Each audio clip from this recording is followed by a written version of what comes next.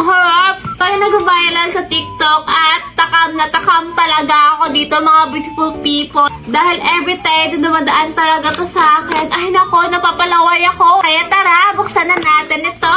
Ganito yung kanyang packaging. Ganito siya. Natin if masarap ba talaga. Ang harap. Lasa-lasa yung pagka-milky niya. At meron cheese talaga. Perfect din pang sharing ito ha, kasi marami din siya. Kabay one take one ito ngayon at 47 pesos lang. At ito, kuha pa ko ng isa dahil sobrang sarap. Ayun siya oh. Ang harap. Ano pa hinihintay nyo? Tikman mo rin ito dahil naka-buy one take one ito ngayong Omo Foods na to. Kaya yun lang, share ko lang and then follow me for more.